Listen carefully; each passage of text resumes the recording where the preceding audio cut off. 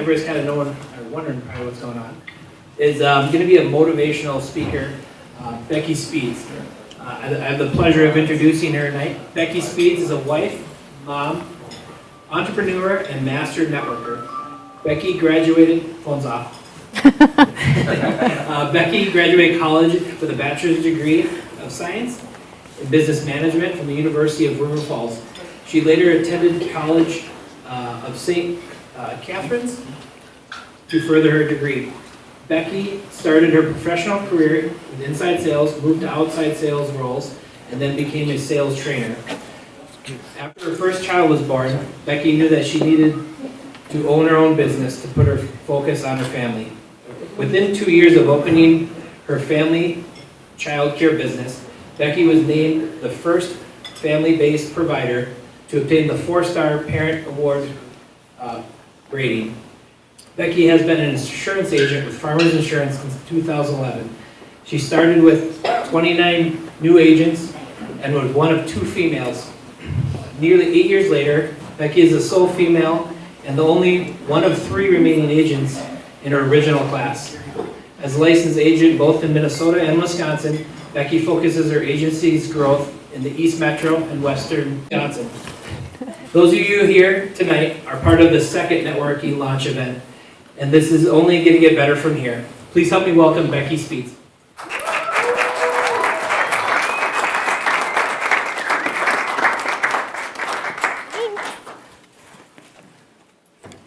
I'm like double mic'd up here. Check out my power pack. It's amazing. All right, well, welcome everyone to the event tonight. We're glad that you made it through, even though it was snowing out today. I really appreciate that. So I want to start off things a little bit light. I can't see the slides, but can you change the slide?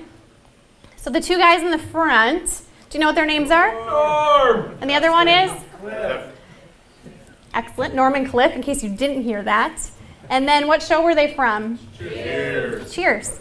So I feel like I'm confident with the question I'm going to ask next based on the demographic in the room here of age appropriateness.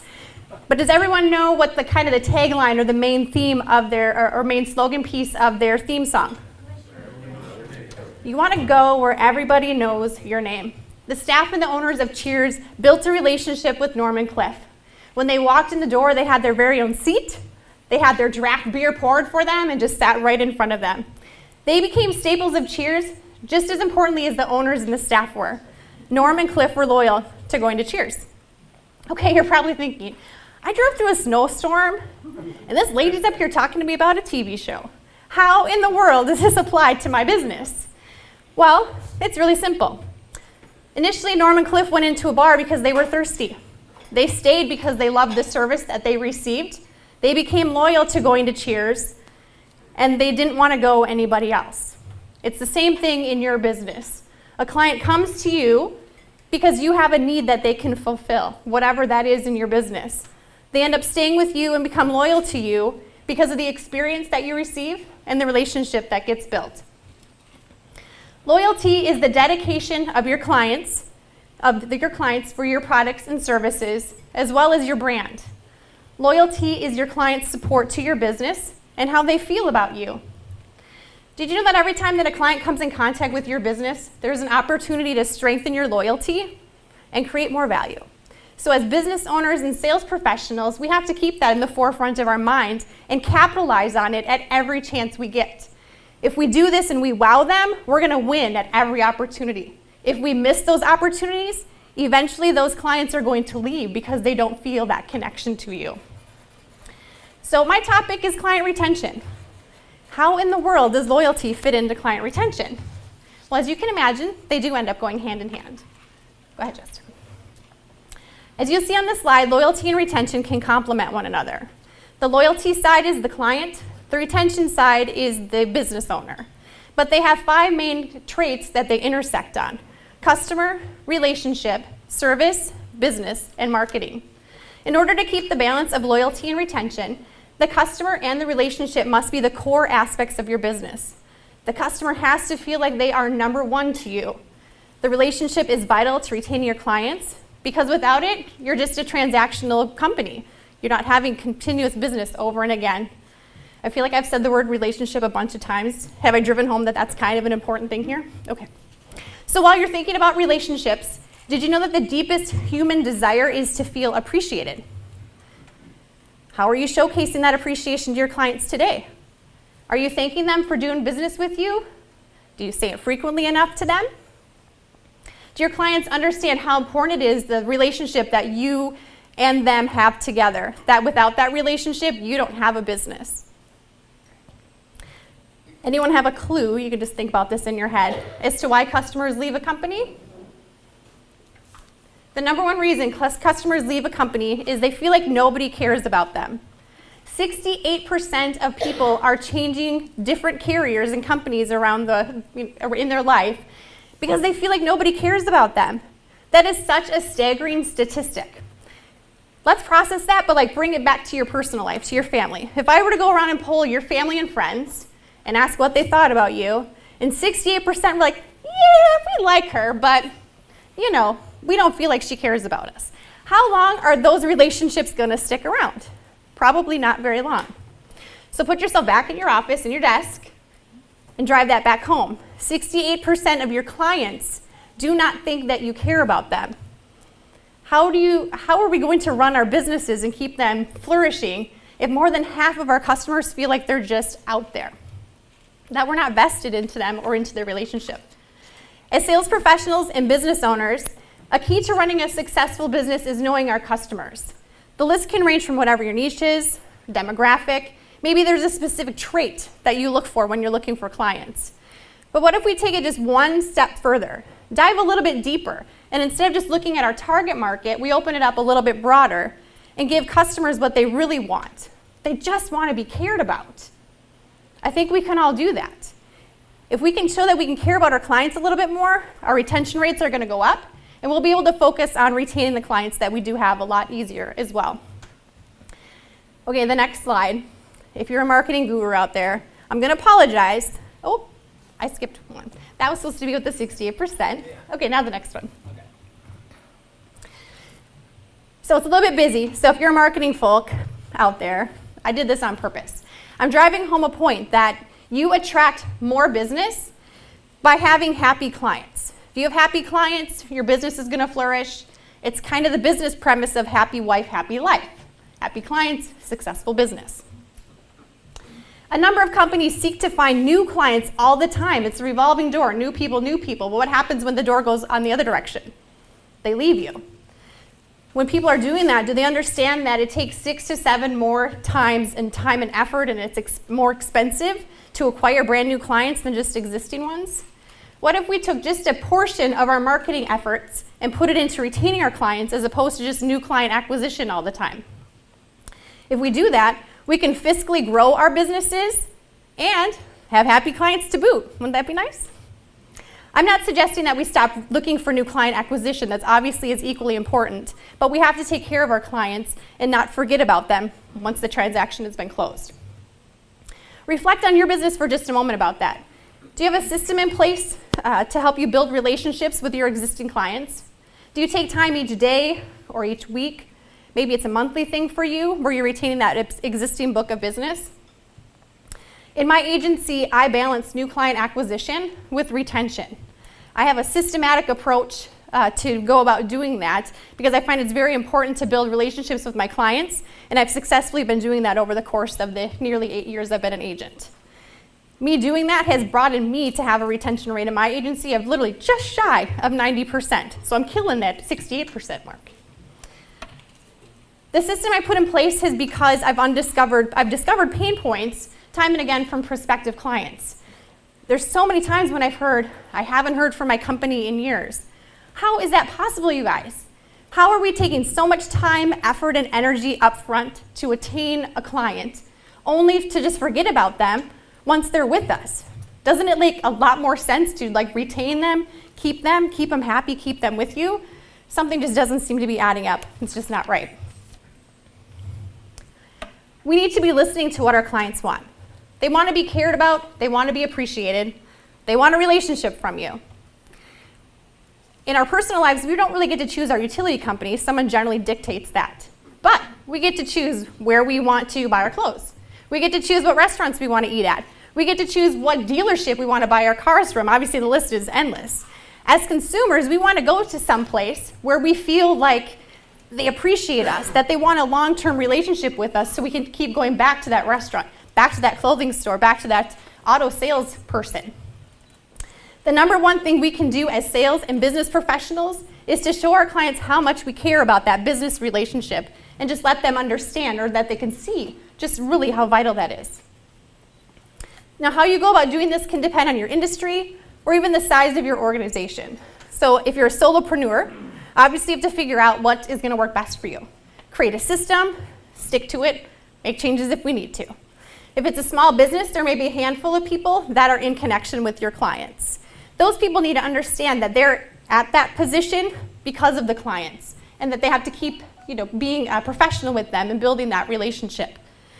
Then there's the large corporations that will even have a large sales team that their only job is to retain their existing clients. My first career out of college was on a team just like that. I had a section of our largest companies that my job was to work with them quarterly, connect with them, share what was new, what was going on, keep the relationship at hand. I actually got paid retaining my clients, which is probably why it's so important to me today. But that was kind of the focus, and I learned so much in that realm. But when the business relationship is there, it's also an easy way to sell additional products to our customers, to broaden the spectrum of what we're offering to them. We all buy from people that we know, like, and trust. You're in a networking group, or you're networking tonight because you're trying to find more people that you can know, like, and trust. Maybe when you leave here tonight, you'll find a new referral partner. Maybe you'll find a new client. Maybe you'll just find someone that you connected with really well that can be an advocate for your business or help promote you in some way. Our clients are no different than us, guys. They want to work with people that they know, like, and trust too. It's how we can successfully use retention as a model for business growth, as I mentioned a little bit ago. With the relationship already in place, your conversion rates to cross-sell those additional product lines are going to be so much easier. The client already trusts you, they appreciate your advice, and any suggestions that you can offer to them. If this is a newer concept to you, and your brain's like, holy cow, I never would have thought of this, I want to give you some good nuggets to take away with you tonight. I've compiled the top 5 ways to improve retention with your clients. The first and most important has to be giving great customer service. We all want to do business with outstanding service. We return to those places because of how we felt and the service that we received. Client retention starts to become fickle when customer service starts diminishing and going out the window. Your clients are comparing their interactions with you to every other organization that they do business with. So if you are providing them the best level of service, you become their benchmark, which means that every other company that they work with has to hit your level of service. This can be, depending on your business size, this can be your sales force, your service team, anyone in sales, or even all the way up to the CEO has to have that same level of desire in caring for the client. If you wow them, they will be your customers for life. It's also important that we could quickly resolve any issues that come up. So not every product or service that we offer works 100% of the time. And there's also going to be human error, just depending on what business we're in. The manner that you take to resolve the issues for the client is either going to strengthen your relationship or it's going to lessen the relationship. If you're able to quickly resolve an issue for a client, that pain point becomes a better retention issue, or it strengthens your retention. Because you help them, you built trust, you resolve their issue in a very timely fashion. But the inverse is also very true. If you handle an issue untimely or unprofessional, it's going to add to their pain point, and it's going to have a negative impact on retaining that client for a longer period of time. This is the reason that it's vitally important that everyone understands that at every touch point with your clients, you are building the relationship and you're working on retaining them. Keep the client's needs first. Be understanding with them. Even smile when you're on the phone. They can feel it. All of those things are going to be key to conversations to keep those clients. The next retention booster is keeping in touch with your clients. On average, customers want to hear from their sales professionals 5 times a year.